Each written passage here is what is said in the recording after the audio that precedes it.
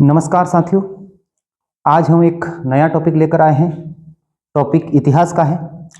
राजस्थान से संबंधित महाराणा प्रताप और हल्दी घाटी, जिन्होंने मेवाड़ को मुक्त कराने के लिए, आज़ाद कराने के लिए अपना सर्वस्व त्याग दिया था, जंगलों में रहे थे और तब भी उन्होंने अकबर की अधीनता स्वीकार नहीं की थी। ऐसे थे महाराणा प्रताप, जिनके बारे में हम पढ़ेंगे। तो इसको संक्षेप में देखेंगे, नोट्स की तरह देखेंगे, जैसे एग्जाम्स में कौन कौन से क्वेश्चन आ सकते हैं उसके आधार पर हमको देखना है। ज़्यादा विस्तृत नहीं पढ़ना है हमको इसके, ठीक है, ताकि एक नोट्स की तरह हो जाए तो अच्छा है, हम कर सकते हैं एग्जाम में। तो देखेंगे सबसे पहले महाराणा प्रताप। महाराणा प्रताप, ठीक है, महाराणा। इससे पहले रतन सिंह तक रावल शाखा थी, बाद में राणा हम्मीर बने और फिर राणा शाखा शुरू होगी वहां से, ठीक है। ये जो सिसोदिया कहलाए, सिसोदा गांव में रहने के कारण सिसोदिया कहलाए। तो उनका अन्य नाम है प्रताप सिंह सिसोदिया। प्रताप सिंह सिसोदिया, प्रताप सिंह सिसोदिया इनका अन्य नाम है, ठीक है। बचपन में इन्हें कीका कहकर जंगलों में पुकारा जाता था। ये याद रखना, ये प्रश्न बहुत बार बनता है। कीका कहकर जंगलों में इनको पुकारा जाता था, ठीक है। अब शुरुआत से देखते हैं।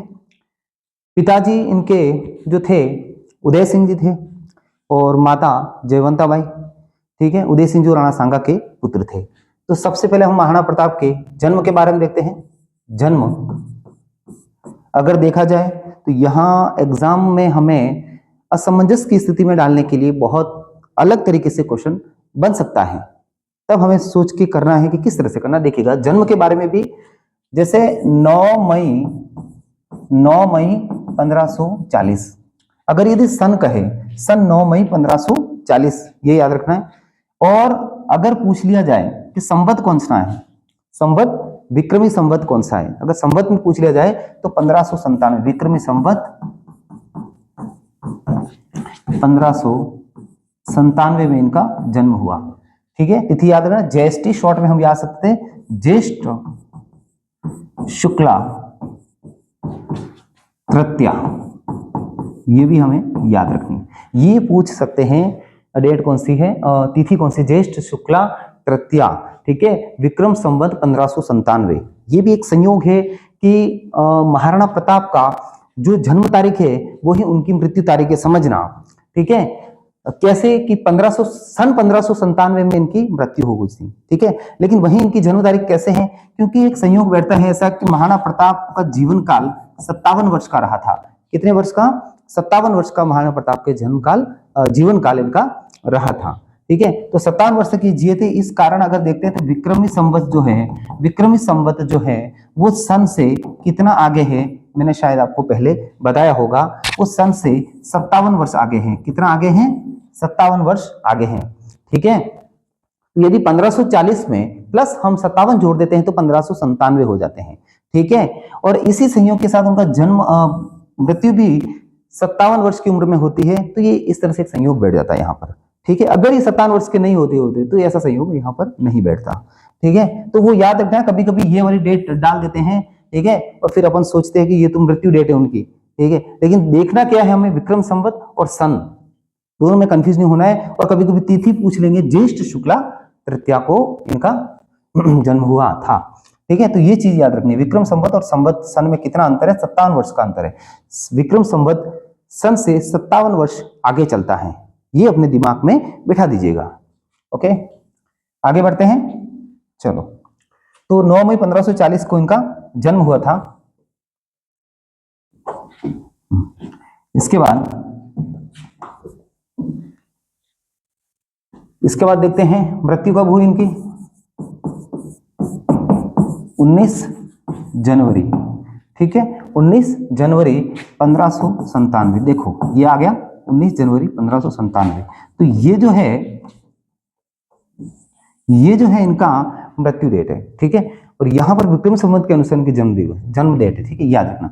तो सन, ये सन में, ये दोनों सन में, बस ये दो याद रखो, बाकी करना कुछ नहीं है। अगर आ जाए तो 57 याद रखना, कभी भी सन में 57 जोड़ दो तो विक्रमी संवत बन जाएगा, बस 57 इसमें जोड़ देना, ठीक है, तो वो ये बन जाए। जैसे इसमें मृत्यु अगर पूछे ज्यादातर कभी आता नहीं है, लेकिन 1654 हो जाएगा, अगर इसमें 57 हम जोड़ देंगे तो 1654 में इनकी मृत्यु होगी संवत के अनुसार, और सन के अनुसार ये है। आप तो ये याद रखो, ठीक है, और ये विक्रम संवत में हो जाएगा।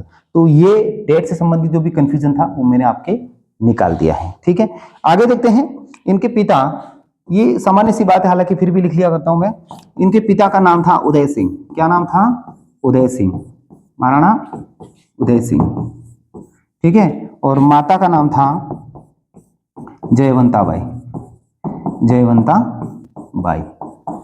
ये दो फैक्ट याद रखना, हालांकि ज्यादा एग्जाम में आता नहीं है, डेट से संबंधित आ सकता है आपके क्वेश्चन, ठीक है। और पत्नी इनकी थी अजब दे पवार, ठीक है, अजब दे पवार, ठीक है, पत्नी का नाम था अजब दे पवार, और संतान में इनके पुत्र का नाम था अमर सिंह, जो बाद में इनके बाद में मेवाड़ के शासक बने थे, ठीक है।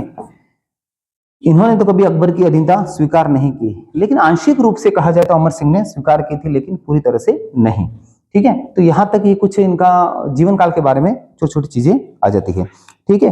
अब इनका जो राज्याभिषेक हुआ, ठीक है, एक चीज याद रखना, जन्म जो हुआ इनका कहां पर हुआ था, इनका जन्म, तो ये मैं यहां लिख देता हूं, इनका जन्म हुआ कुंभलगढ़ के किले में। कहां पर हुआ था? कुंभलगढ़, ठीक है, कुंभलगढ़ के कटारगढ़ में हुआ था, कटारगढ़ की जूनी कचहरी, अगर पूरा याद रखो तो पूरा अच्छा हो जाएगा, जूनी कचहरी, ठीक है, कुंभलगढ़ कटारगढ़ में जूनी कचहरी में इनका जन्म हुआ था, ठीक है। कब हुआ था? 9 मई 1540 को, ठीक। अब ये बड़े होते हैं 1500, जब इनका उदय सिंह जी की मृत्यु होती है होली के दिन, उसी दिन 1572 में उनका राज्याभिषेक होता है। 1572 में ये मेवाड़ के शासक बनते हैं, मेवाड़ के शासक, ठीक है, शासक, हाँ, मेवाड़ के शासक बनते हैं, ठीक है। यानी कि उसी दिन उनका क्या हुआ था? राज्याभिषेक हुआ था, राज्याभिषेक हुआ, ठीक है। इनका राज्याभिषेक कब हुआ? 1572 में, ठीक है। यानी कि 1572 से इन्होंने अपना शासनकाल शुरू किया था, 1572 से 1597 तक। कब तक? जब तक इनकी मृत्यु होती है। 1572 से 1597 तक इनका शासनकाल रहा। प्रश्न ये भी आ सकता है कि महाराणा प्रताप का शासनकाल कितने वर्ष रहा, तो 1572 से 1597 तक इनका शासनकाल रहा, ठीक है। ये देख लिया हमने। अब ये बन गया, अब क्या होता है, ये शासक बन गए, महाराणा बन गए मेवाड़ के, तो आगे क्या होगा? आगे अकबर उनको अधीनता स्वीकार करने के लिए कई असफल प्रयास करता है, लेकिन किसी भी प्रयास में वह सफल नहीं हो पाता है, ठीक है। तो अकबर सबसे पहले अगर देखिए एक शिष्टमंडल भेजता है, ये प्रश्न हर बार आता है, एक शिष्टमंडल भेजता है। क्या भेजता है? शिष्टमंडल भेजता है, हर बार अलग अलग व्यक्तियों को ये भेजता है शिष्टमंडल के रूप में। सबसे पहले अगर कहें तो आप जैसे ट्रिक से भी याद कर सकते कुछ चीज, जैसे कुछ ऐसी चीजें होती है जिनको संबंध बिठा के या ट्रिक से याद कर लो तो अच्छा है कि दोबारा हमें कंफ्यूजन ना होना पड़े, ठीक है। तो पहले तो मैं एक उसकी ट्रिक लिख देता हूँ, जमा बटो, जमा बटो। आप जो भी अपनी ट्रिक बनाना चाहो आप अपनी भी बना सकते हो, ऐसा कुछ नहीं है, किसी की बनाई हुई ट्रिक आपको नहीं भी याद रहे तो जमा बटो। अब देखो यहां से क्या होगा, शिष्टमंडल में सबसे पहले इनको भेजा था जलाल खां, सबसे पहले भेजा था जलाल खां को महाराणा प्रताप के पास अकबर ने भेजा था अधीनता स्वीकार करने के लिए, कि अकबर चाहता है कि वह मेरे अधीन हो जाए, मतलब महाराणा प्रताप मेरे अधीन हो जाए, ठीक है। तो जलाल खां को सबसे पहले भेजा नंबर 1 पर।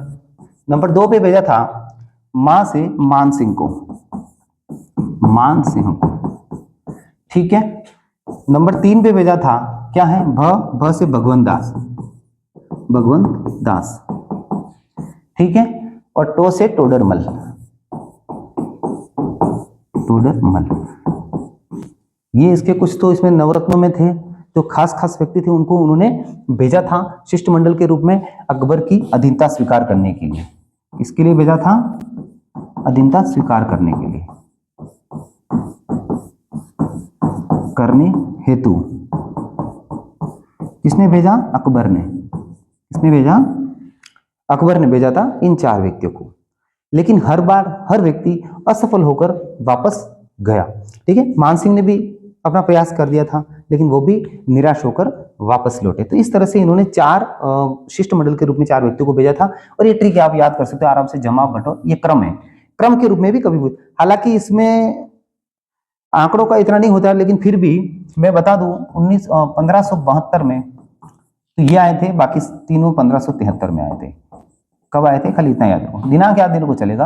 1572 में प्रारंभ में जलाल खाए थे, बाकी तीनों 1573 में। फिर सितंबर दिसंबर में ये इस तरह से आते, जून, ये सब इतनी याद रखने की हमें आवश्यकता नहीं, हम केवल नोट्स की तरह इसको पढ़ रहे हैं, ज्यादा विस्तृत रूप से नहीं पढ़ रहे। अब हम देख लेते हैं, अगर इन्होंने अधीनता स्वीकार नहीं की, महाराणा प्रताप की अधीनता स्वीकार नहीं की जाती है, तो यहाँ पर अब क्या करते हैं, अकबर खुद सेना लेके, या मान सिंह के उसका सेनापति होता है, तो उसको भेजते हैं हल्दी घाटी के युद्ध के लिए। ठीक है, अब यहां से शुरू होता है, जब अधीनता स्वीकार नहीं करते महाराणा प्रताप, तो यहां से शुरू होता है हल्दी घाटी का युद्ध, हल्दी घाटी। ठीक है,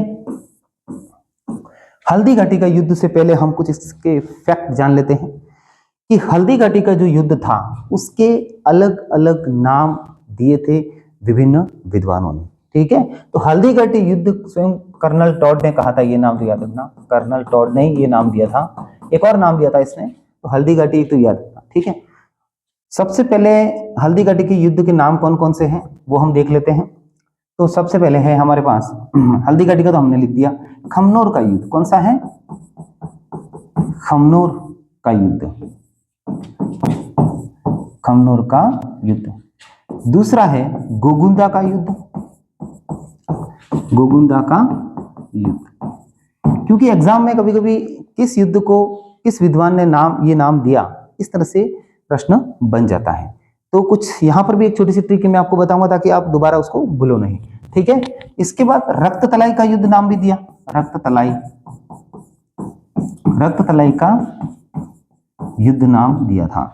इसके बाद एक और है बादशाह बाग का युद्ध, बादशाह बाग का युद्ध। ये 4-5 नाम, ऐसे 3-4 नाम दे रखे हैं, इसके अलावा और भी नाम है, लेकिन हमें ये याद रखना है। ठीक है, जैसे मेवाड़ का मैराथन कहा गया है दिवेर के युद्ध को, तो यहाँ कभी कभी क्वेश्चन में ऐसा डाल देते हैं हमें कंफ्यूजन करने के लिए, वो याद रखना है, मेवाड़ का मैराथन दिवेर का युद्ध है जो 1582 में हुआ था। ठीक है, हाँ, जिसमें महाराणा प्रताप की जीत हुई थी। चलो अब ये देखे खमनोर का युद्ध किसने कहा, एक चीज तो आप याद कर लो, एक को तो याद कर सकते हैं, सबके सब हम ट्रिक बनाएंगे तो हम ट्रिक के भरोसे बैठेंगे, हमें तो कुछ याद नहीं करना है, तो इसका मतलब कुछ हमें भी मेहनत करनी है। तो खमनोर का युद्ध कहा था अबुल फजल ने, किसने नाम दिया था, अबुल फजल।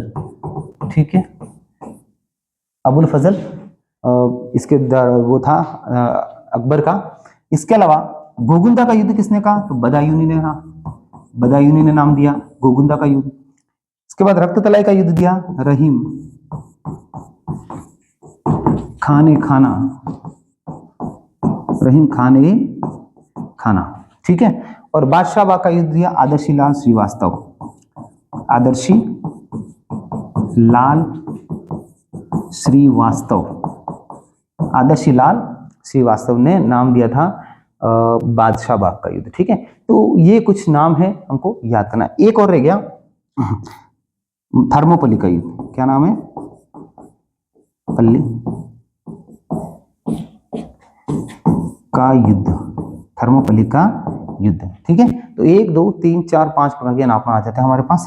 ठीक है, ये नाम इन्होंने दिया था कर्नल टॉड ने, किसने दिया था, कर्नल टॉड, थर्मोपल्ली। ठीक है, तो ये 4-5 जो नाम आपके सामने आते हैं, विभिन्न विद्वानों ने हल्दी घाटी के युद्ध के नाम दिए थे। अब देखते हैं, देखो खमनोर का युद्ध हमने याद कर लिया, एक तो याद कर लिया, दूसरा हमको कैसे याद करना, देखो मैं आपको बताता हूँ, गोगुंदा का युद्ध जिसमें बदायूनी ने नाम दिया था, याद करने का तरीका यूं है कि देखो गोगुंदा में दा आ रहा है और बदायूनी में भी दा आ रहा है, दोनों मिलके बन गए दादा। ठीक है ना, इस तरह से दादा का मतलब इसमें भी दा आ रहा है, तो अपन कभी याद करेंगे तो वो हो जाएगा। जैसे प्रश्न आ गया कि बदायूनी ने हल्दी घाटी के युद्ध को क्या नाम दिया था, तो आपके दिमाग में तुरंत आएगा, अच्छा उसके नाम में जो भी था वो दा लिखा था, जैसे बदायूनी में दा है तो उसमें भी दा था, तो कहीं ना कहीं अपन को जैसे ऑप्शन में अपन देखेंगे तो इजी हो जाएगा और सही हो जाएगा हमारा क्वेश्चन। ठीक है, तो इस तरह से दा हमको बैठाना है तो वो सही हो जाएगा। ठीक है, रक्त तलय में भी वही तरीका, वापस यहाँ से र और यहाँ से र, जिसके पहले ही अक्षर र है और युद्ध का नाम भी पहले ही अक्षर र है, ठीक है। ये वर्ण जो दोनों है, पहला वर्ण र है और यहाँ पहला वर्ण र है, तो वो रक्त तलाई कहा था, रहीम ने। इस तरह से हम याद करते हैं, रहीम खाना ने रक्त तलाई का यूज किया था। तो दो तो ये इस तरह से याद करते। तीसरा भी वही चीज, वापस इसमें श आ रहा है और इसमें भी लगभग श आ रहा है, ये आपका शी आ रहा है, तो श दोनों में आ रहा है। तो आदर्शी लाल ने नाम दिया था बादशाह बाग का, तो दोनों में श आ रहा है, ठीक है, शलगम वाला श दोनों में आ रहा है। इस तरह से याद करो। अब इसको अलग तरीके से याद करो। ये जैसे कोई अंग्रेजी वर्ड है ना, यदि अंग्रेजी वर्ड है तो कहने वाला भी कोई बाहरी व्यक्ति होगा, ठीक है, अंग्रेज होगा या कोई दूसरा व्यक्ति होगा जो फॉरेनर होगा कोई, ठीक है। इस तरह से ये टॉपिक यहां पर हम खत्म करते हैं।